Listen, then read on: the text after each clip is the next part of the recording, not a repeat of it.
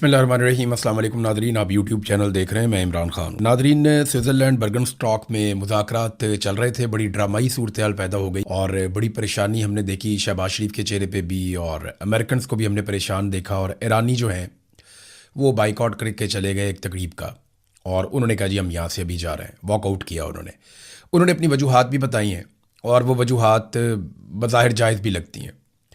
हुआ क्या, ये मैं आपको बता देता हूँ। एक तो सबसे पहले आप ये ध्यान में रखें कि ईरानी मरकज़ निगाह बने रहे, यानी जो आलमी मीडिया है उन्होंने ईरान को ज़्यादा रिपोर्ट किया।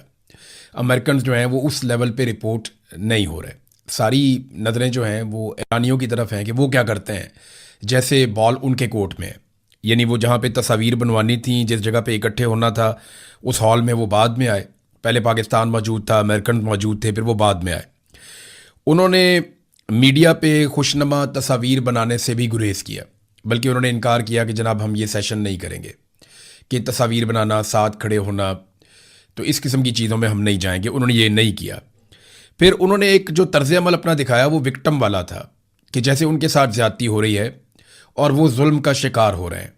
तो ईरानियों ने वो तर्ज अमल विक्टिम वाला दिखाया। वो अपने जहाज़ के ऊपर भी मिनाब 168 लिख कर आए थे कि मिनाब स्कूल के अंदर उनकी 168 बच्चियां शहीद हो गई थी। फिर इसके अलावा जो हैंडशेक वाला मौका है वो भी नहीं दिया उन्होंने अमेरिकन को। यानी वो आए और उन्होंने आकर शहबाज शरीफ से इराकची ने बात की और वो मुड़कर वापस चले गए। अगर आप वो वीडियो देखें तो आपको नज़र आएगा कि इराकची आते हैं अपने लोगों के साथ, वफद पीछे खड़ा रह जाता है उस हॉल के अंदर, अमेरिकन एक तरफ खड़े हैं, पाकिस्तानी बीच में खड़े हैं, फील्ड मार्शल और शहबाज शरीफ वहाँ पे खड़े हुए थे, और उनके पीछे मोहसिन नकवी भी थे। तो यहाँ से इराकची चलते हुए शहबाज शरीफ के पास आते हैं, दो चार जुमले बोलते हैं। शहबाज शरीफ साहब उन्हें इशारा करते हैं, वो रोकना चाहते हैं लेकिन वो रुकते नहीं, वापस मुड़ के चले जाते हैं। इसको वॉकआउट कहा जा रहा है। फिर फौरी तौर पे शहबाज शरीफ मोहसिन नकवी को उनके पीछे रवाना करते हैं बातचीत मनवाने के लिए।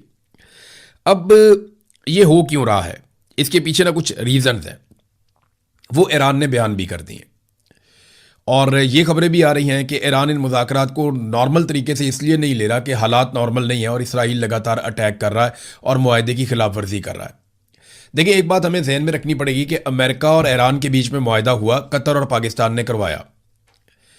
इसमें कहीं पर भी कोई किरदार इसराइल का नहीं है, वो इस मुआहदे का हिस्सा नहीं है, वो अमरीका का इत्तहादी है, और उसमें अमेरिका रिस्पॉन्सिबिलिटी लेगा जो भी इसराइल करेगा। अब ईरान ये कहता है कि वो लगातार लबनान में कत्लेआम कर रहे हैं, तो ये एक बहुत बड़ी खिलाफ वर्जी है। दूसरा, वो अमेरिका में जो डोनाल्ड ट्रंप ने एक इंटरव्यू देकर आग लगा दी, उससे वो लोग बहुत गुस्से में, और उन्होंने उसके ऊपर एक रद्दमल भी दिया है। अल जज़ीरा इसको कैसे रिपोर्ट करता है, अगर ये आप देखें तो जो कुछ कल के दिन में हुआ, क्योंकि यहाँ पे तो रात बाद में होती है, यूरोप में, बरतानिया में, पाकिस्तान में बहुत जल्दी रात हो जाती है, तो रात भर जो यहाँ पे होता रहा वो मैं आपको बता देता हूँ कि यहाँ पे बर्गनस्टॉक में मुज़ाकरात का एक दौर हुआ है, और उसके बारे में जो ईरानी डेलीगेशन है उसके एक मेंबर ने ये बताया मीडिया को कि जो आज हमारी बातचीत हुई है वो दो चीज़ों पे हुई है। नंबर एक, कि हमारी जो एक बातचीत हुई है वो जो एसेट हमारे फ्रीज़ किए गए हैं या हमारे असासे मुंजमद हैं उन्हें खुलवाने के हवाले से, और दूसरी जो तेल की हमारी बरामद के ऊपर या जो तेल हम दुनिया को बेचते हैं उसके ऊपर जो पाबंदियां हैं उनमें रिलीफ के हवाले से हमारी बातचीत हुई है। तो इन दो चीज़ों पे वो कहते हैं जी हमारी बातचीत हुई। लेकिन उसके बाद फिर उन्होंने डोनाल्ड ट्रंप ने जो स्टेटमेंट दिया बहुत सख्त, उसके ऊपर रद्दमल दिया और ये कहा कि डोनाल्ड ट्रंप को ऐसे बयानात नहीं देने चाहिए, और ईरान की जानिब से बड़े सख्त बयानात भी आए। इस बयान के बदले में ईरान ने फौरी तौर पर अपनी फौज को तैयार रहने का हुक्म भी जारी कर दिया है। डोनाल्ड ट्रंप ने कहा कि we shall hit Iran very hard again, हम ईरान को बहुत बुरी तरह दोबारा मारेंगे, if they don't immediately stop their highly paid proxies in लबनान फ्रॉम काजिंग ट्रबल, कि अगर वो लबनान के अंदर अपने बहुत सारा जो उन्होंने खर्चा करके अपनी प्रॉक्सीज बनाई हुई हैं लबनान में, उन्हें प्रॉब्लम पैदा करने से नहीं रोकता ईरान, तो फिर हम ईरान को दोबारा से बहुत बुरी तरह मारेंगे, ये डोनाल्ड ट्रंप ने कहा। दूसरी तरफ जनाब उन्होंने कहा जी हम तो, हमें परवाही नहीं है डोनाल्ड ट्रंप की किसी भी धमकी की, और अमेरिकन थ्रेट्स को हम कुछ नहीं जुत्ती थे लिखने। ईरानियों ने इस तरह बात की। उन्होंने अपनी फ़ौज को लड़ाई लड़ने के लिए तैयार रहने का हुक्म दिया, और उन्होंने कहा जी देखी जाएगी। अब इसराइल जो है वो गज़ा के अंदर भी लगातार कत्लेआम कर रहा है और लबनान के अंदर भी कत्लेआम कर रहा है। दूसरी जानिब इसराइल ने कुछ दिन पहले, जिस पे अमेरिका में और यूरोप में बहुत शोर मच गया था, ये ब्यूफोर्ट कैसल है, वहां पे एक किला है बहुत बड़ा और बड़ा यादगार किला है लबनान में। उस पूरे एरिया पे इसराइल ने कब्जा कर लिया था अपनी फौज के जरिए से। अब ये कब्जा उन्हें छोड़ना था इस मुआहदे के मुताबिक, लेकिन इसराइल ने कहा जी हम इस जगह को खाली नहीं करेंगे और हम इस जगह से पीछे नहीं हटेंगे। तो इसराइल मुज़ाकरात को तबाह करना चाहता है, ये बात जो ईरानी वफद है उनके लोगों ने स्विट्ज़रलैंड में मीडिया के लोगों से ऑफ द रिकॉर्ड बातचीत करते हुए कही। उन्होंने कहा जी एक तो ये इसराइल मुज़ाकरात को तबाह करना चाहता है और जिन लोगों से हम मुज़ाकरात कर रहे हैं यानी अमेरिकन से, तो हम बहुत मोहतात रहेंगे, ये काबिल एतबार लोग नहीं हैं। तो अमेरिका जो है वो ईरान के ऊपर एतबार नहीं कर रहा, ईरान जो है वो अमेरिका के ऊपर एतबार नहीं कर रहा, लेकिन दोनों की ज़रूरत है कि कुछ ना कुछ करके अमन कायम हो जाए। पाकिस्तान की सिचुएशन बड़ी अजीब। शहबाज शरीफ साहब का मैंने चेहरा देखा, फील्ड मार्शल आसिम मुनीर का, तो फील्ड मार्शल आसिम मुनीर का तो गूंगा चेहरा है, वो जैसे भी उनके एक पोस्चर होता है, लेकिन शहबाज शरीफ के चेहरे से नज़र आ रहा था कि जो उनके फील्ड मार्शल ने मुंह भी दूसरी तरफ किया हुआ था, तो वो जो कैमरे का व्यू, से पता चल रहा था कि वो तनाव में है। शहबाज शरीफ साहब परेशान है। देखिए पाकिस्तान की पूरी कोशिश है कि अमरीकी पाकिस्तान से किसी सूरत भी नाराज़ ना हो और उनकी पसंद का एक मुआहदा तय पा जाए। देखिए इससे 3 फ़ायदे होंगे पाकिस्तान को भी और दुनिया को भी। अगर अमरीकी नाराज़ नहीं होते पाकिस्तान से और ये मुआहदा तय पा जाता है, जो पाकिस्तान की पूरी कोशिश है, पाकिस्तानी चाहते हैं कि वो नाराज़ ना हो। शहबाज शरीफ ने यानी सालसी तो अपनी जगह जो पॉलिसी की है इस बीच में कमाल की है। डोनाल्ड ट्रंप की गैर मौजूदगी में ज़मीन आसमान के कलाबे मिलाए, उनकी तारीफ़ें की। फील्ड मार्शल आसिम मुनीर की बहुत तारीफ़ें की शहबाज शरीफ ने, गेम उठा के रखी है। लेकिन मैं आपको ये बता रहा हूँ कि अगर ये कामयाबी होती है और एक मुआहदा हो जाता है, चाहे अमेरिका को उसमें कुछ मिल जाए, चाहे ईरान को मिल जाए, तो उसमें 3 चीज़ें होगी। एक तो पाकिस्तान को आलमी सतह पर कुछ पजीराई मिल जाएगी। नंबर 2, ट्रंप और अमरीकी एस्टेब्लिशमेंट जो है वो मौजूदा सरकार से मजीद खुश हो जाएगी, यानी आसिम मुनीर से और शहबाज शरीफ से, और अमन आने की वजह से खित्ते की सूरत हाल बेहतर हो जाएगी, यानी फ़ायदा होगा उन मुल्कों को जो इस खित्ते के अंदर मौजूद हैं। तो ये 2-3 चीज़ें पाकिस्तान के लिए इंपॉर्टेंट हैं। पाकिस्तान की सरकार के लिए बहुत अहम है कि वो कुछ भी करके डोनाल्ड ट्रंप को और अमेरिका की एस्टेब्लिशमेंट को जितना हो सकता है वो खुश रखे। और अमेरिकन भी ये जानते हैं कि ईरानियों को मनाने के लिए पाकिस्तानियों को अपने हाथ में उन्हें रखना पड़ेगा। पाकिस्तान इस खित्ते के प्लेयर्स में से एक है और वो एक ऐसा रास्ता है जहाँ पे ईरान के साथ बातचीत की जा सकती है, क्योंकि कतर पे भी ईरान ने बम मारे हुए हैं और कतर की जो अमरीकी बेसिस हैं वहाँ से अमेरिका ने ईरान के ऊपर भी बम मारे हुए हैं। तो वहाँ पे एक तलखी मौजूद थी, लेकिन पाकिस्तान के साथ नहीं थी। लेकिन जब कतर बीच में आए नेगोशिएशंस में तो बड़ी उम्मीद पैदा हुई, क्योंकि वो बहुत तजर्बाकार सालसी करवाने वाले लोग हैं। उन्होंने पहले बहुत सारे अहम तरीन आलमी मामलात में सालसी करवाई हुई है। अब जनाब शहबाज शरीफ साहब ने चुप के रखी गेम, जेडी वेंस की भी, फील्ड मार्शल की भी, डोनाल्ड ट्रंप की भी, वो तो कोई मौका हाथ से जाने नहीं देते शहबाज शरीफ साहब। तो जेडी वेंस ने भी फील्ड मार्शल की दबा के तारीफें की। जेडी वेंस ने कहा कि मेरी गुज़िश्ता 3 माह में अपनी बीवी से भी ज़्यादा आसिम मुनीर साहब से बातचीत हुई है। ये जेडी वेंस ने कहा फील्ड मार्शल आसिम मुनीर के बारे में। मैं यहाँ पे एक और बात आपको कहना चाहता हूँ कि ये मुज़ाकरात देखें, पाकिस्तान अगर ये करता है ना तो पाकिस्तान की कामयाबी है। सालसी में अगर पाकिस्तान अपना कोई किरदार अदा करता है तो पाकिस्तान बतौर मुल्क इसके अंदर पाकिस्तान को फ़ायदा होगा। लेकिन ये काम सिविलियंस को करना चाहिए था। एक सरकारी मुलाजिम जो एक फ़ौजी ऑफिसर है, ये उसके करने का काम नहीं था। ये नामुनासिब बात है। इनकी ड्यूटी कुछ और है। इन्होंने जाके इंडिया से अपना पानी छुड़वाना है, इन्होंने कश्मीर को आज़ाद करवाना है, इन्होंने दहशतगर्दी को ख़त्म करना है। वो इनके टारगेट्स हैं जो ये पूरे नहीं कर पा रहे। तो ये सालसी और ये चीज़ें ये सिविलियन को, जो अवामी लीडर्स हैं, उनके करने वाला काम है। लेकिन पाकिस्तान में अवामी लीडर्स को पनपने ही नहीं दिया गया। जब भी कोई बड़ा अवामी लीडर बनता है या तो उसको गोली मार दी जाती है या जेल में डाल दिया जाता है या उसे न्यूट्रलाइज कर दिया जाता है। एक आध दफ़ा तो ऐसा हुआ कि मुल्क ही तोड़ दिया गया इस चक्कर में कि हमसे बड़ा अवामी लीडर कहाँ से आ गया। तो मिलिट्री एस्टेब्लिशमेंट हमेशा से चीज़ों को अपने कंट्रोल में रखने की ख्वाहिश अपने अंदर रखती है और वो यही काम करते हैं हमेशा से। देखें ना, जिन मुल्कों ने जंग लड़ी, चाहे वो ईरान है चाहे अमेरिका है, आप लॉजिकली सोचें इसको। मैं ये नहीं कह रहा कि कोई बाइस्ड होकर बात करें, मैं आपको साफ बात कह रहा हूँ कि अपने दिमाग से सोचें आप कि अमेरिका ने ये जंग लड़ी, उसके फौजियों ने ये जंग लड़ी, ईरान ने ये जंग लड़ी, उसके फौजियों ने ये जंग लड़ी, कतर के ऊपर बम गिरे, कतर ने वापस वहाँ से मारे भी, उन्होंने अपने इंटरसेप्टर भी चलाए, लेकिन इन तमाम मुल्कों में से किसी का भी आर्मी चीफ नहीं आया। और पाकिस्तान एक सालिस है, पाकिस्तान इस जंग का हिस्सा नहीं बना, लेकिन पाकिस्तान का आर्मी चीफ सालिसी के लिए गया। ये काम सिविलियंस के करने का है। जब सिविलियंस ये काम करेंगे तो पाकिस्तान की ज़्यादा इज्जत होगी। फौज को अपना काम करना चाहिए। कोई मुल्क अपने आर्मी चीफ को नहीं लेकर आता, उन्हें पता है उनका किरदार क्या है, उनकी ड्यूटी क्या है, उन्हें किस बात की तनख्वाह दी जाती है। वो उनसे वही काम करवाते हैं जिसके लिए उन्हें तनख्वाह देते हैं, इजाफी काम उनको नहीं देते, उन पर बोझ नहीं डालते। लेकिन यहां पे जो है वो खुद से ये बोझ उठाया गया और ख्वाहिश है कि हर जगह पे हमारा नाम होना चाहिए।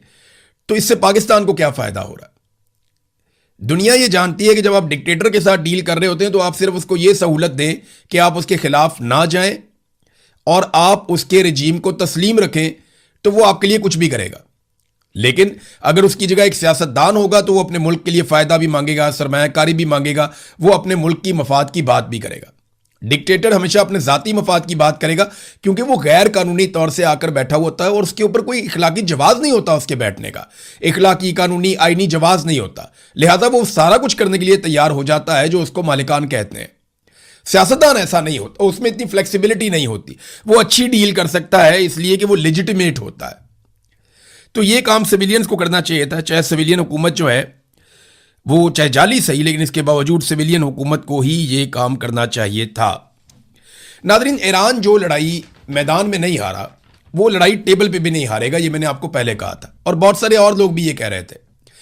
ईरानियों ने हर हाल में मुज़ाकरात भी करने हैं और ईरानियों ने हर हाल में इस जंगबंदी को बरकरार भी रखना है, ये मैं जानता हूं, आप भी जानते हैं।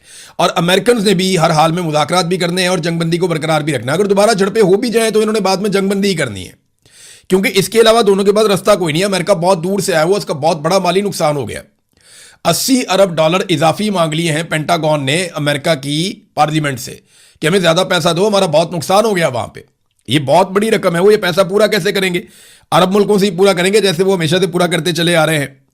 बहरहाल उम्मीद है कि पाकिस्तान मुआहदा करवा पाएगा, कतर मुआहदा करवा पाएगा। ईरान और अमेरिका को दोनों को इस वक्त मजबूत ऑप्टिक्स चाहिए, वो दोनों कमजोर नहीं दिखना चाहते। फिर लेकिन दोनों को जो है अमन की जरूरत भी है, ये भी बात एक हकीकत है।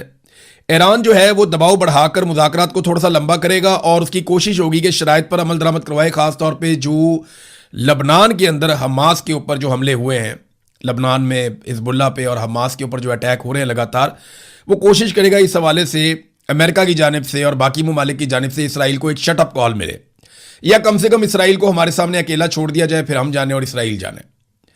तो ईरान इस नहज पे ले जाने की कोशिश करेगा, लेकिन डोनाल्ड ट्रंप ने दोबारा से थोड़ी इसराइल की साइड ली है और दबा कर ली है। नाज़रीन, पाकिस्तान ने और कतर ने कुछ रिपोर्ट्स के मुताबिक, और ये आलमी मीडिया में छपी हैं, इन रिपोर्ट्स के मुताबिक पाकिस्तान ने और कतर ने डोनाल्ड ट्रंप से ऑफ द रिकॉर्ड एक गुजारिश की है, दोनों ममालिक ने, कि आप थोड़ी नरमी इख्तियार करें अपने इंटरव्यूज़ के अंदर या अपने बयानात के अंदर, क्योंकि अभी मुज़ाकरात चल रहे हैं। यहाँ पे आप स्टेटमेंट दे देते हैं कि मैं उसको तबाह बर्बाद कर दूंगा, मैं उसको बहुत ज़्यादा मारूंगा अगर उसने ये ना किया, अगर उसने वो ना किया, अगर वो आपने हुरमस नहीं खोलेगा तो मुझे कुलवानी आती है, यहाँ से जो टैक्स लूंगा वो अमेरिका का होगा, वो ईरान का नहीं हो। जब आप ये स्टेटमेंट देते हैं और जो चीज़ें लिखी हुई हैं उनसे कंट्राडिक्ट करते हैं, आपके स्टेटमेंट उनके मुतजाद होते हैं, तो फिर मामलात के अंदर कटाई पैदा होती है। तो पाकिस्तान ने और कतर ने बिल्कुल जायज़ एक मुतालबा किया है डोनाल्ड ट्रंप से कि जनाब आप ऐसा ना करें। अब आ जाए नाजरीन, पाकिस्तान के अंदर 2-3 खबरें हैं बड़ी इंपॉर्टेंट। नंबर एक तो ये कि जो अवामी जॉइंट एक्शन कमेटी है उन्होंने कुछ फैसले किए हैं, वो मैं आपके सामने रख देता हूँ। इन्होंने एक एलामिया जारी किया है। इनकी एक मीटिंग हुई जॉइंट अवामी एक्शन कमेटी की 21 जून 2026 को, कल के दिन। तो उसमें चंद चीज़ें सामने आई। नंबर एक ये, जम्मू कश्मीर जॉइंट अवामी एक्शन कमेटी 5 जून से अब तक हर तरह के जुल्म, जबर और शहादतों, गिरफ्तारियों, जख्मियों के बावजूद अवामी हकूक़ के लिए तारीख साथ जद्दोजहद करने पर आज़ाद कश्मीर भर के अवाम, ख़वातीन, बच्चों, ओवरसीज़ कश्मीरी अवाम को खराज तहसीन पेश करती है और आज़ाद जम्मू कश्मीर भर के ताजरान, ट्रांसपोर्टर्स को तारीख साथ लॉकडाउन पर खराज तहसीन पेश करती है और इस उम्मीद का इजहार और अपील करती है कि जुमला अवामुन्नास इस जद्दोजहद को, तहरीक को कामयाबी तक जारी और सारी रखेंगे। नंबर 2, उन्होंने मौजूदा सूरत हाल पर पुरअमन हल निकालने के लिए किरदार अदा करने वाले जुमला वफूद बशमूल आज़ाद जम्मू कश्मीर बार कौंसल, ज़िलई बार एसोसिएशन, उलमा इकराम, सहाफ़ी हजरात, सियासी और समाजी कारकुनान, अमन जिरगा, कारोबारी शख्सियात समेत जितनी एसोसिएशन हैं और बाकी तमाम लोगों को उन्होंने मुस्बत अदा करने पर शुक्रिया अदा किया, मुस्बत किरदार जो अदा कर रहे हैं, और वो चाहते हैं कि मसला बातचीत के जरिए से हल हो। साथ ही उन्होंने कहा कि आइंदा भी जो कोशिशें की जाएंगी हम उसके अंदर मुस्बत कोशिशों को खैर मकदम करेंगे। फिर उन्होंने तीसरे नुक्ते में बताया कि हमारी जद्दोजहद मुकम्मल तौर पर पुरअमन है, अपने बुनियादी हकूक़ के हुसूल के लिए है, किसी मुल्क या इदारे के खिलाफ हमारी किसी किस्म की मुहिम जोई नहीं है। पाकिस्तान के कुछ मीडिया चैनल के जरिए इस जद्दोजहद को दहशतगर्दी या पाकिस्तान के खिलाफ करार देना सरासर गलत बयानिया है जिसको हम मुस्तरद करते हैं। पाकिस्तानी अवाम पर वादे करते हैं कि जम्मू कश्मीर जॉइंट अवामी एक्शन कमेटी पाकिस्तान और पाकिस्तानी अवाम की बका और सलामती के लिए दुआगो है। ताहम पाकिस्तानी हुक्मरानों की हमारे हकूक के बारे में पॉलिसीज को तनकीद का निशाना बनाना हमारा और पाकिस्तानी अवाम का मुश्तरका हक है।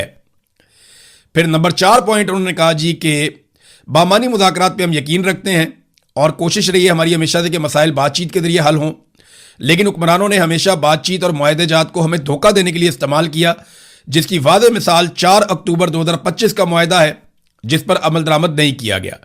वक्त पूरा होने के बाद पुरअमन लॉन्ग मार्च को सबोटाज करने के लिए क्रैकडाउन किया गया, हमारे लोगों को खून में नहला दिया गया। नंबर 5 जो उनका नुक्ता है जिन्होंने बयान किया कि अवामी जॉइंट एक्शन कमेटी तमाम तर हुकूमती बदअहदियों, जुल्म, जबर, नाइंसाफी के बाद भी अमन को मौका देने के लिए हर आने वाले सालसी वफूद का खैर मकदम किया हमने और अपनी तरफ से किसी हटदर्मी का मुजाहरा नहीं किया, जबकि दूसरी तरफ से हर बार हटदर्मी दिखाई गई और बदअहदी की गई। इस सब के बावजूद जम्मू कश्मीर जॉइंट अवामी एक्शन कमेटी मसले के पुरअमन हल के लिए तमाम फरीकैन को 23 जून तक की डेडलाइन देती है। 23 जून को जम्मू कश्मीर जॉइंट अवामी एक्शन कमेटी अपने अगले लाया अमल का ऐलान करेगी, जिसके लिए अवाम तैयार रहे। अवाम से हम अपील करते हैं, 6ठा पॉइंट इनका यह है कि वो तमाम तर पुरअमन धरनों में बिलखसूस खवातीन, बुजुर्ग और बच्चे अपनी भरपूर शिरकत को यकीनी बनाएं। ये नाजरीन जो जॉइंट अवामी एक्शन कमेटी का अपना जो एक ऑफिशियल अकाउंट है वहां से ये खबर जारी की गई। तो आज क्योंकि 22 तारीख शुरू हो गई है तो कल तक का टाइम है, अगले 24 घंटे के अंदर, 24 से 36 घंटों के अंदर ये फैसला करना है पाकिस्तान की एस्टेब्लिशमेंट को कि उन्होंने किस तरीके से बातचीत करनी है, वरना वो कह रहे हैं जी हम अपने अगले लायामल का ऐलान करेंगे। वो क्या हो सकता है कि ये लॉन्ग मार्च करेंगे, धरने बढ़ा देंगे या एहतजाज की शिद्दत में इजाफा हो जाएगा या कुछ पॉइंट्स को बंद कर देंगे, ये हम कुछ नहीं कह सकते, लेकिन वो कुछ नया अनाउंस करने जा रहे हैं, वो देखते हैं फिर क्या करते हैं। मारंग बलोच ने जेल से जो पैगाम दिया है वो मैं आपको पढ़ के सुना देता हूं। उन्होंने कहा जी जेल में हमारे धरने का 8वां दिन है। मैंने पिछले वीलॉग में आपको बताया कि इनके साथ बड़ी सख्त ज्यादती हो रही है मारंग बलोच के साथ और उनके लोगों के साथ, वो अब उन्होंने खुद भी जिक्र किया है इसके अंदर। उन्होंने कहा धरने में बीबर बलोच, बीबू बलोच, गुलजादी बलोच और सिबगतुल्ला बलोच शामिल हैं। मैं भी धरने में हूं। जेल के अंदर हमारा ये 5वां धरना है, ताहम ये पहला धरना है जो 192 घंटों से जारी है। 13 जून को जब हमें पेशी के लिए जेल सुपरिटेंडेंट के कमरे में ले जाया गया तो वहां हमें मालूम हुआ कि हमारे मुकदमात को फेसलेस ट्रायल में मुंतकिल किया जा रहा है, यानी कोई पता नहीं जज कौन है, प्रोसिक्यूटर कौन है, गवाह कौन है, कुछ नहीं, फेसलेस। इस फैसले के खिलाफ हमने फौरी तौर पर एहतजाज किया और अपनी बैरकों में वापस जाने से इनकार कर दिया। तब से हम जेल के अहाते में अपना पुरअमन धरना जारी रखे हुए हैं। वो जेल में उन्होंने धरना दिया, वो बैरकों में वापस नहीं जा रहे। इस धरने ने हमारी मुज़ामती जद्दोजहद की बेशुमार यादों को ताज़ा कर दिया है। सर्दी हो या गर्मी, रियासती तशद्दुद हो या पाबंदियां, हमने हर मुश्किल घड़ी में अपने अवाम के साथ खड़े होने की कोशिश की है। वो तमाम चेहरे जो जबरी गुमशुदगियों, कत्ल और जबर और मुसलसल रियासती तशद्दुद के बावजूद साबित कदम रहे, आज भी हमारी यादों में जिंदा हैं। फिर उन्होंने बताया जनाब कि हमारे साथ बहुत ज्यादती हो रही है। 22 मार्च के कोयटा धरने के वो तमाम मनाजिर हमारे सामने आ गए हैं। उन्होंने अपनी तमाम ज्यादतियां बारी बारी गिनवाई। फिर बताया कि हमें इब्तदा में 3 MPO के तहत हिरासत में लिया गया, उसके बाद 78 दिन तक रिमांड पर रखा गया। 11 अक्टूबर से हमारे जेल ट्रायल का आगाज हुआ और अब 12 जून को चीफ सेक्रेटरी के एक नोटिफिकेशन के जरिए हमारे मुकदमात को फेसलेस ट्रायल में मुंतकिल करने की कोशिश की जा रही है। यह है नाजरीन सूरत-ए-हाल। फिर उन्होंने चंद सवालात उठाए और रियासत से उन्होंने सवालात पूछे कि हमें इंसाफ क्यों फराहम नहीं किया जा रहा, हमें जो है वो फेयर ट्रायल का हक नहीं दिया जा रहा। फिर हमारे मुकदमात के दौरान अदालती अमल के कई ऐसे पहलू सामने आए जिन्होंने हमारे खदशात को मजीद गहरा किया। एक पेशी के दौरान बलूचिस्तान के प्रोसिक्यूटर जनरल खुद कमरा अदालत में मौजूद थे और जज पर जोर दे रहे थे कि मुकदमात को तेजी से चलाया जाए और रोजाना की बुनियाद पर समाअत की जाए ताकि जल्द अज जल्द फैसले सुनाए जा सकें। इस मौके पर जज ने उन्हें जवाब दिया कि मुकदमात का फैसला उनके नहीं बल्कि रियासत के हाथ में है। आप अंदाजा करें कि जज वहां बैठ के क्या बात कर रहा है। इससे कबल इन्हीं नौयत के मुतअद्दिद मुकदमात में हमें जमानतें भी दी जा चुकी थी, मगर 16 नवंबर को जज मोहम्मद अली मुबीन ने मुख्तलिफ मुकदमात में हमारी जमानतों की दरखास्तें मुस्तरद कर दी। हैरत की बात यह थी कि एक ही मुकदमे में मेरी जमानत मंजूर की गई, जबकि इसी मुकदमे में बेबू बलोच और गुलजादी बलोच की जमानतें मुस्तरद कर दी गई। इस तरह तमाम केसेस पर मेरिट पर फैसला करने की बजाय फैसलों को बैलेंस किया गया और हमें बार बार यही कहा गया है कि जाकर अपना मसला कहीं और हल करें, मैं कुछ नहीं कर सकता। यानी ये आप अंदाजा करें कि जजेस ये बार बार कहते हैं कि अपना मसला जाकर कहीं और हल करें, मैं कुछ नहीं कर सकता। हमारा जवाब हमेशा से यही था कि आपके सामने कानून मौजूद है, आप कानून और इंसाफ के मुताबिक फैसला करें। रियासत कितनी बुरी तरह हार रही है बारंग बलोच से। मुझे तो हैरत होती है कि इन्हें शर्म भी नहीं आ रही कि एक निहत्ती खातून से इस बुरी तरह ये हार रहे हैं। इतनी सारी बंदूकें, इतने सारे हथियार, इतने सारे इदारे, इतनी सारी ताकत, और आज आप फेसलेस ट्रायल करने पे मजबूर हैं। आपके पास ऐसा कुछ है ही नहीं जिससे आप कुछ साबित कर सकें।